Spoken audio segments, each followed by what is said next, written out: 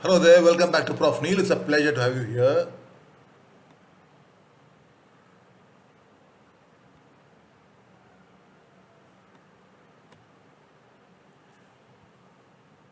Glorified waiter or dignity of labor. That's a story for the day. When some students join the hotel management program, they feel awkward or uncomfortable when they are told to clean, they're taught to clean toilets, mop, sweep, dust, and do clean cutlery, crockery in the restaurant area, and also work when you have to clean up in the kitchen also. So many of them drop out because of this dignity problem. They have a dignity problem. I had no such problems despite a Tam Bram background where these tasks were supposed uh, not considered to be part of your level. It was meant for the domestics. But fortunately for me, I studied I studied at the St. Xavier's High School, Loyola Hall in Ahmedabad, a Jesuit school with majority of them, the missionaries being Spaniards. And among them, there were two of them missionaries who stood out for the dignity of labor. Late Reverend Father Eriti, who headed the social service team, and I was a member of that team. It was not unusual to find him with a shovel or a pickaxe or a spade walking around and leveling something, or working basically getting his hands dirty. Dignity of labor. He was not drainage lines, sewage lines, anything and everything, water lines, anything. And when I went with him for a social service program, when the Machu Dam broke in Morvi, Gujarat, I realized how much that man I mean, he did all the dirty work himself, and then we followed in his. He led from the front. So there's one thing that I learned from Father Ruti, and there's another gentleman, a missionary, Father Horzana, if I remember his name right, brother Horzana, whose responsibility was to take care of maintain the fleet of buses we had. That man would be at ease under the bus working on something, some part, or he would be repairing servicing the jeep the missionaries would use.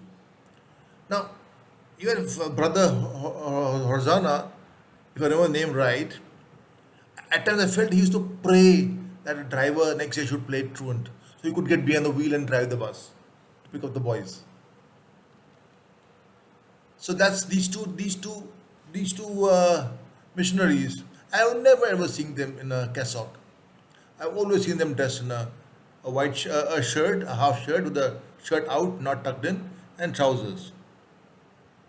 So when I joined the 3 year hotel management diploma program in Ahmedabad, IHM, I had no such problem with dignity of labor because I'd worked with Father Riti. I've seen these missionaries at work. So the the that no work was demeaning was not lost on me.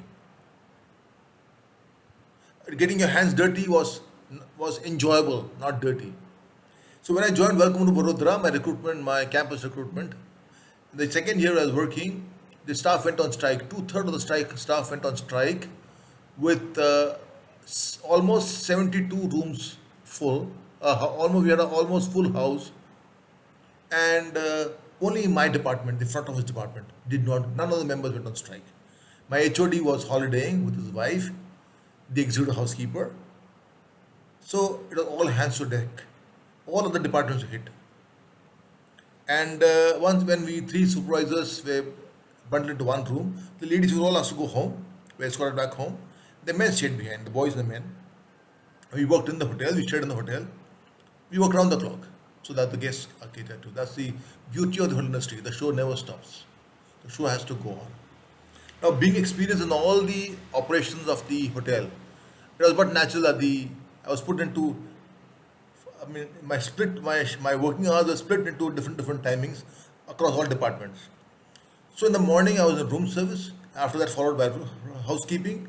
Then I went to kitchen stewarding, and then the food and beverage service till the cows came home. So when I was in that room in the kitchen stewarding, cleaning the cutlery crockery, I mean, the almost empty kitchen. You can imagine a staff strike with two-thirds strike on, staff gone. The kitchen would almost be empty. So there was all, I mean, Of course, I was 18 years old, and it was the thrill of the strike and the being working in a strike in your first ever career recruitment. So suddenly, I noticed, absorbed in my own thoughts, I noticed another pair of hands had joined me, cleaning the cutlery and placing it, wiping it. And cleaning and wiping, yes, that's most important. We wipe the cutlery and crockery also. Now I noticed, and suddenly I saw that it was, and my first words were, "Sir, what are you doing here? You can't be doing this. You are no less but a food and beverage manager." Mr. Channa, no, I can't allow you to do this. He smiled that with that typical mischievous smile that he always had. And the reply was in chaste Punjabi with all the Punjabi expletives prefixed, suffixed, and smeared with a lot of expletives. Says, "Don't you have eyes, Neil? Can't you see? I am I'm cleaning and wiping the cutlery crockery as well as you doing. Probably I can do better. I can teach you." But then I said, "So you can't do this. You are the food and beverage manager, no less.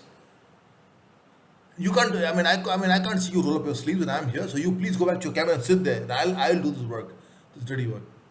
With a wink, then he said very seriously, "Neil, I get seldom such few opportunities because I'm stuffed in my cabin with my suit and tie and working on papers and others dealing with guests who I don't want to deal with. This is one such opportunity to get my hands dirty, and I feel so nice. You're getting my hands dirty." And then he says, "After all, a food and beverage is what? Neil, a food and beverage manager is nothing but a glorified waiter. An executive chef is nothing but a glorified cook. And a housekeeper is nothing but a glorified housemaid. I mean, the maid at the chambermaid. So ultimately, we come down to the level."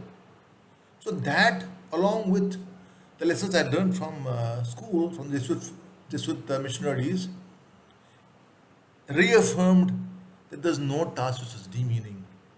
If Mr. Channa, the F&E manager, could do this, well, I could very well do it. Anybody at any level can do this. And then he re-emphasized the lessons that I learned from the Jesuit missionaries. And that was fun, of course. Then with him joining, his cracking good, gross Punjabi jokes and his singing bawdy Punjabi songs. He was very good at that. He had a very good stock of it. He kept me in good humor. Now, dignity of labor, the lessons I learned, there is no task which is demeaning. Empathy is empathizing with me by joining me, knowing that throughout the day, though I was high on energy, 18 years old, and high on the adrenaline of the thrill of working through a strike, it would finally stale me from morning 6 till the cows come home across three departments. And then I went and did work a couple of hours in the front office department. The three departments of housekeeping, kitchen stewarding, food and beverage service. Then I went and worked in the front office. But after some days, it will tell on me, and I would get, stuck in the hotel for 24 hours and not able to go out. He knew that he realized that with his experience that I would get stale and I would be fatigued and weary. So to that empathy of his to join me, I had great respect for him among all my HODs. And I still admire and respect him for that. I always admired and respected him for those little things. Those little things he did for everybody across ranks without at times asking. But ultimately, those little things that count in the final analysis, don't they? To be admired for a lifetime. And that's why after 5 or 6 decades, I still remember that incident. I remember Mr. Atul Chana, my food and beverage manager, at the Welcome Room Vadodara, now the ITC Vadodara. Embrace the twist to enjoy the turn.